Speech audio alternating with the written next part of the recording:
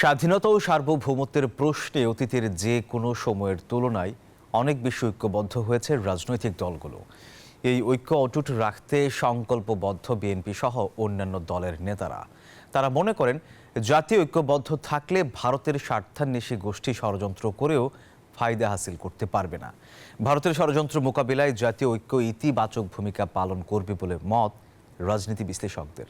সাইফুল ইসলামের রিপোর্ট। শেখ হাসিনার পতনের পর থেকে ধারাবাহিকভাবেই বাংলাদেশকে নিয়ে মিথ্যাচার করে আসছে প্রতিবেশী দেশ ভারত। সংখ্যালঘু নির্যাতন ইস্যুতে মিথ্যা সংবাদ প্রকাশ, ইসকনকে দিয়ে অরাজকতা সৃষ্টি, সর্বশেষ ভারতের আগরতলায় বাংলাদেশ মিশনে উগ্রবাদীদের হামলায় উদ্বিগ্ন বাংলাদেশের মানুষ। ভারতের অপপ্রচার ও আগ্রাসনের বিরুদ্ধে জাতীয় ঐক্য গড়তে বুধবার বৈঠক করেন অন্তর্বর্তী সরকারের প্রধান উপদেষ্টা ডক্টর মোহাম্মদ ইউনূস। দেশের স্বাধীনতা, সার্বভৌমত্ব, অস্তিত্ব ও মর্যাদা প্রশ্নে এক কাতারে থাকার দীপ্ত শপথ নেন সবাই।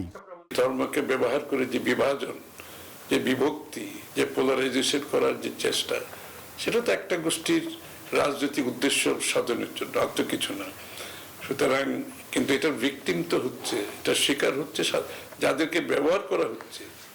এদের মধ্যে অনেক বুঝতেও পারছে না যে তারা কোথায় ব্যবহৃত হচ্ছে। যেই পরিস্থিতির মধ্যে দিয়েই আমরা যাই, আমাদের স্বাধীনতা সার্বভৌমত্বের প্রশ্নে আমরা ঐক্যবদ্ধ, দৃঢ়, অবিচল, দম্ভ না, কারো কাছে মাথা নত করবো না, এটাই আমরা জানিয়ে দিতে চাই আমাদের প্রতিবেশীকে এবং সমগ্র বিশ্বকে।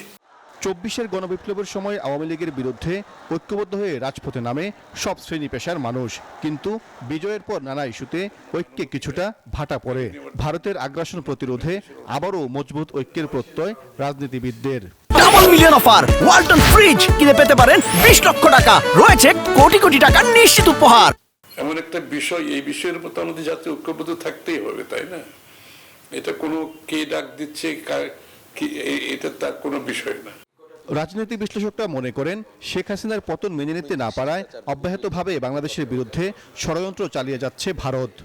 আমরা কোনোভাবেই কোনো উস্কানি এবং কোনো রকমের প্ররোচনায় পা না দিয়ে আমরা ধৈর্য এবং সংযমের সাথে এই পরিস্থিতি মোকাবেলা আগেও করেছি, এবারও আমরা করতে পারবো বলেই আমি দৃঢ়ভাবে বিশ্বাস করি। ভারতের আগ্রাসনের বিরুদ্ধে আন্তর্জাতিক সম্প্রদায়কে পাশে রাখতে সরকারের উদ্যোগ নেওয়া দরকার বলে মনে করেন এই রাজনীতি বিশ্লেষক।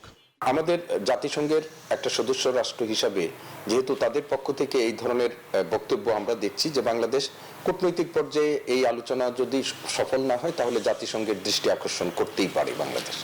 ইসকন ইস্যুতে আইনজীবী হত্যা ও ভারতের আগরতলায় বাংলাদেশ মিশনে হামলার ঘটনায় দেশের জনগণ যে পরিপক্কতার পরিচয় দিয়েছে তা আশাব্যঞ্জক বলে মনে করেন তিনি। সাইফুল ইসলাম, নিউজ 24, ঢাকা।